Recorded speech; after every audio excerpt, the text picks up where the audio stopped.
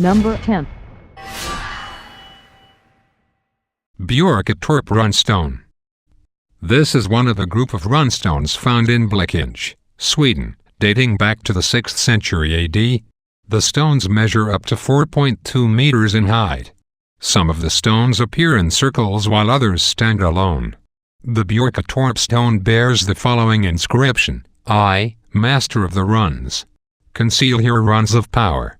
Incessantly, plagued by maleficence, doomed to insidious death, is he who breaks this monument. I prophesy destruction/prophecy of destruction.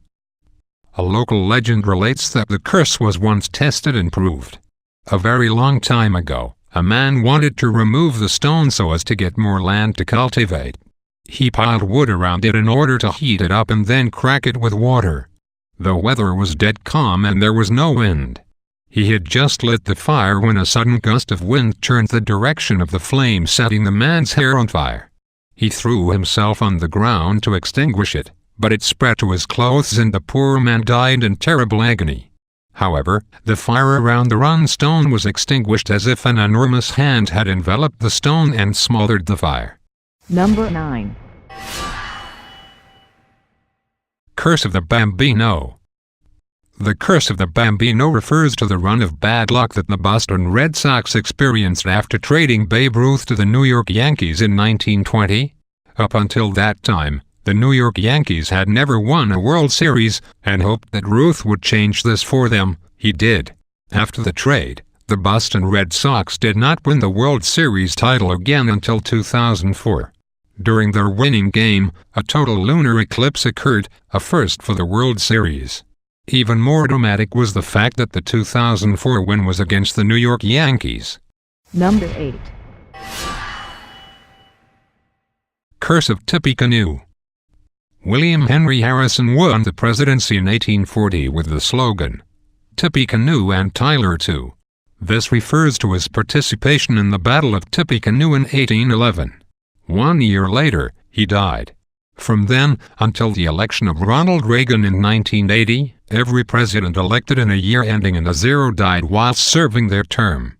The years and presidents who suffered this curse were 1840, W. Harrison, natural causes; 1860, Lincoln, shot; 1880, Garfield, shot; 1900, McKinley, shot; 1920, Harding, natural causes; 1940, F. Roosevelt, natural causes; and 1960, Kennedy, shot. Interestingly, an assassination attempt was aimed at Reagan. Had it succeeded, he would have died before the end of his first term. Number 7. Curse of Superman. The Superman curse refers to the misfortunes that occurred to people involved with the Superman story over the years. Probably the most famous people to have been allegedly afflicted by this curse are George Reeves, who played Superman in the television series, and Christopher Reeve, who played the character in the early movies. George Reeves committed suicide, and Christopher Reeve became paralyzed after falling from his horse. Other victims often named are Jerry Siegel and artist Joe Shuster, who created the character but made very little money from it because DC Comics, their employer, held all the rights. Some even say that Jerry and Joe put the curse on the character because of what they believed was unfair compensation for their work. There is even speculation that John F. Kennedy was a victim of the curse. Shortly before his death, his staff approved a Superman story in which the hero touts the president's physical fitness initiatives, scheduled to be published with an April 1964 cover date. Because of this curse, many actors have refused to play the role of Superman in the latest movie. Paul Walker was one of these actors, though perhaps in his case it is for the best, as he was more likely to kill the role than to have the role kill him. Number 6. Curse of the Billy Goat.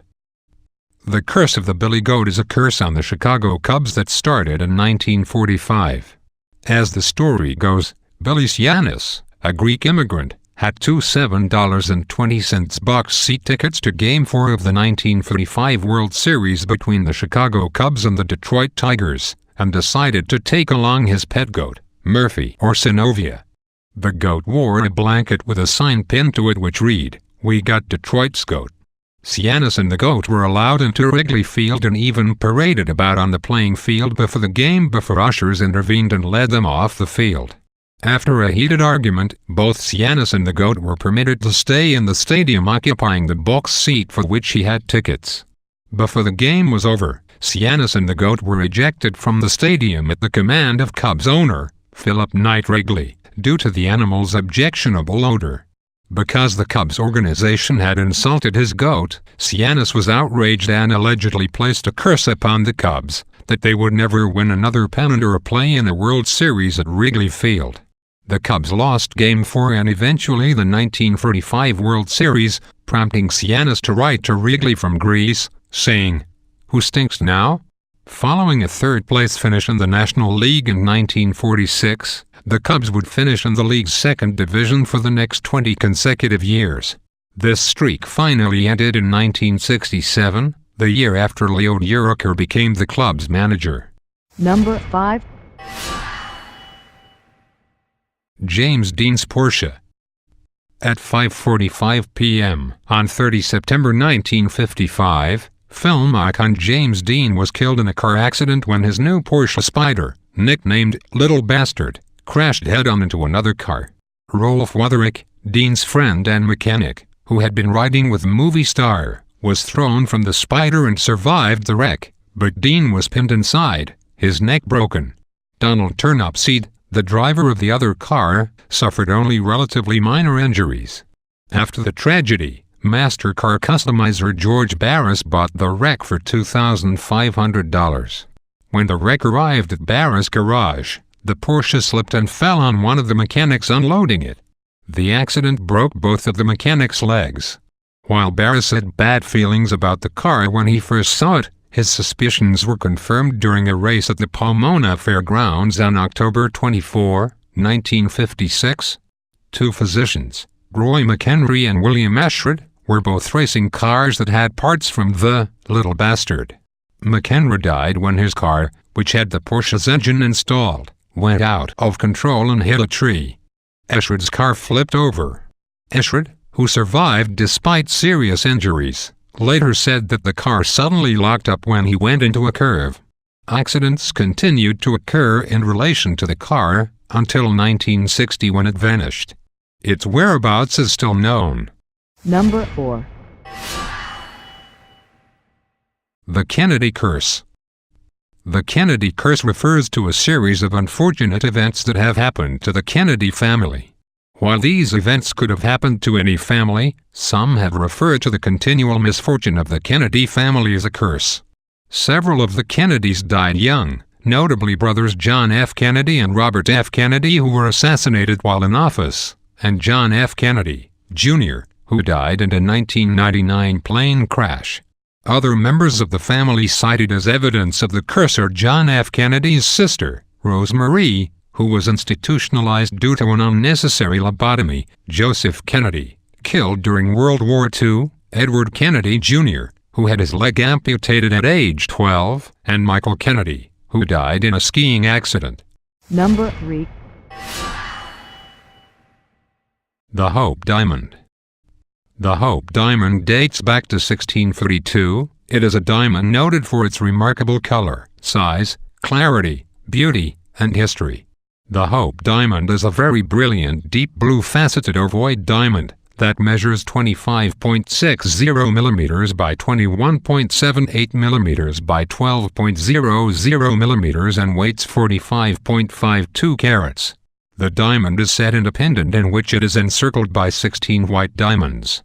The Hope's color is a combination of blue, caused by boron, as in all blue diamonds, and gray diamonds.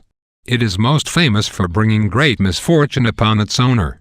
According to the legend, a man named Tavernier made a trip to India, and while he was there, he stole the large blue diamond from the forehead, or eye, of a statue of the Hindu goddess Sita.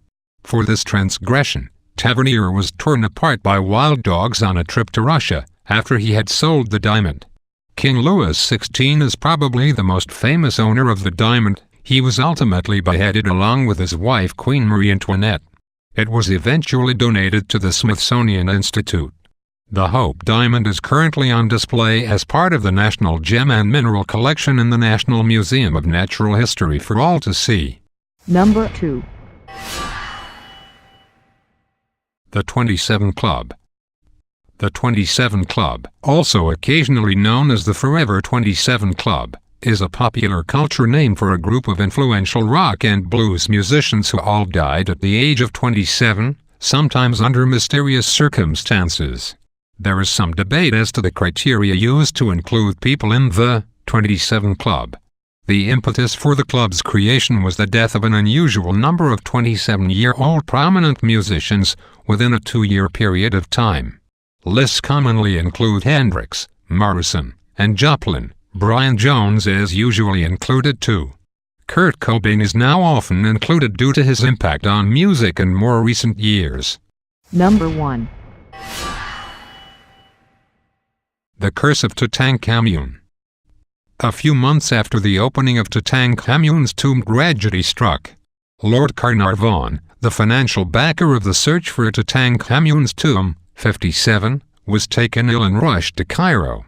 He died a few days later. The exact cause of death was not known, but it seemed to be from an infection started by an insect bite. Legend has it that when he died, there was a short power failure and all the lights throughout Cairo went out. His son reported that back on his estate in England his favorite dog howled and suddenly dropped dead.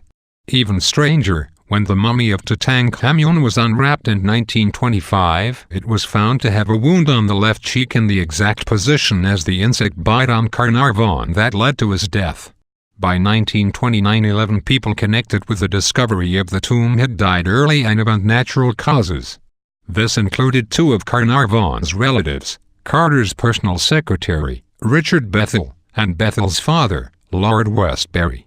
Westbury killed himself by jumping from a building. He left a note that read, "I really cannot stand any more horrors and hardly see what good I am going to do here, so I am making my exit."